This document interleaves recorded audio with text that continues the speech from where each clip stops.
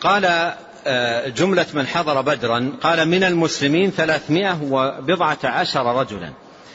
جاء في صحيح البخاري عن البراء بن عازب قال كنا أصحاب محمد صلى الله عليه وسلم نتحدث أن عدة أصحاب بدر على عدة أصحاب طالوت الذين جاوزوا معه النهر، ولم يجاوز معه إلا مؤمن 19 و300، ولم يجاوز معه أي مع طالوت إلا مؤمن وعددهم 19 و300، فكان عدة أهل بدر مثل عدة أصحاب طالوت الذين جاوزوا معه النهر. وأشار ابن كثير أن عدد الأوس قل عن عدد الخزرج، لأن النبي صلى الله عليه وسلم لما ندب الناس للقتال لم يحتفل، ومن كان ظهره بعيدا ومنهم الأوس كانت خيلهم وركابهم في العالية، لما أراد الخروج إنما أذن عليه الصلاة والسلام لمن كان ظهره قريبا، ولهذا كان عدد الخزرج أكثر من عدد الأوس في هذه المعركة. كان عدد الخزرج 170 وعدد الأوس 61. نعم. وهنا أشار ابن كثير رحمه الله إلى اختلاف أهل العلم في كتب المغازي والسير في عدة وتسمية من شهد بدرا، وذكر جماعة ممن اعتنى بذلك. قال ومن أجل من اعتنى بذلك ضياء الدين المقدسي رحمه الله، قال فأفرد لهم جزءا وضمنه في أحكامه.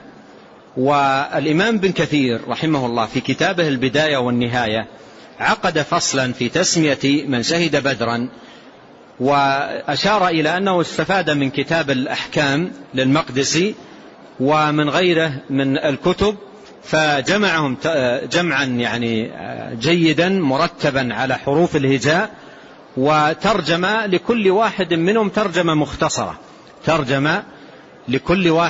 ترجمة مختصرة، فكان ما أثبته رحمه الله في البداية خلاصة ما وقف عليه من كلام من تقدم من أهل العلم، وبخاصة العناية التي أشاد بها وهي عناية ضياء الدين المقدسي رحمه الله في جزء أفرده في ذلك وضمنه في كتابه الأحكام. نعم.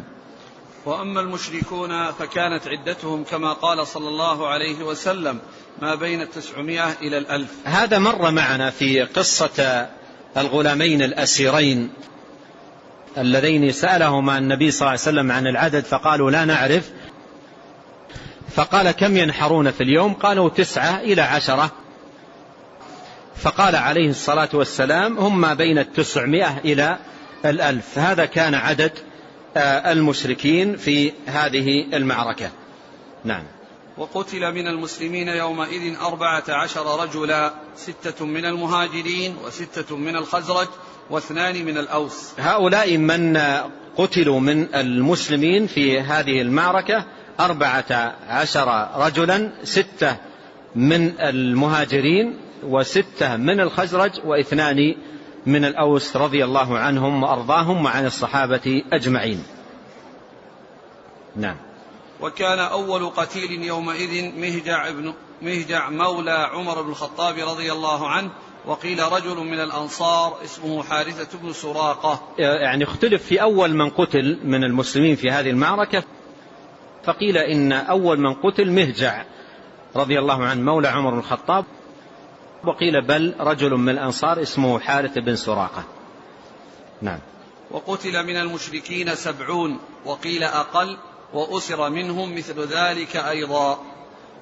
وفرغ رسول الله صلى الله عليه وسلم من شأن بدر والأسرى في شوال. قوله رحمه الله وقتل من المشركين 70 وقيل أقل وأسر منهم مثل ذلك، جاء في صحيح البخاري عن البراء بن عازب رضي الله عنه قال وكان النبي صلى الله عليه وسلم وأصحابه أصابوا من المشركين يوم بدر 40 و100، 70 أسيرا و70 قتيلا، 40 و100، 70 أسيرا و70 قتيلا. قال رحمه الله: وفرغ رسول الله صلى الله عليه وسلم من شأن بدر والأسرى في شوال. وجاء في الصحيح في قصة أو في من شهدوا بدرا وفي فضلهم أن النبي صلى الله عليه وسلم قال عن أهل بدر: لعل الله اطلع على أصحاب بدر فقال: اعملوا ما شئتم فقد وجبت لكم الجنة. اعملوا ما شئتم فقد وجبت لكم الجنة. وهذا فيه ليس فيه أنهم لا يقعون في المعاصي، لكن أن معاصيهم مغفورة لأن الثمن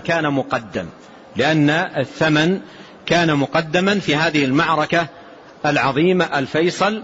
ولهذا لما حصل من حاطب بن أبي بلتعة رضي الله عنه ما حصل وكان ممن شهد بدرا، قال نبينا عليه الصلاة والسلام: أليس من أهل بدر؟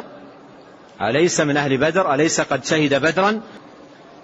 لعل الله اطلع على أهل بدر فقال: اعملوا ما شئتم فقد وجبت لكم الجنة. ولهذا يخص من كان منهم شهد هذه المعركة يخص بذلك، يقال بدري أو يقال ممن شهد بدرا، لأن هذه منقبة عظيمة ومكرمة جليلة وفضيلة مباركة أكرم الله سبحانه وتعالى بها من أكرم من أصحاب النبي الكريم. وصلى الله وسلم على عبده ورسول نبينا محمد.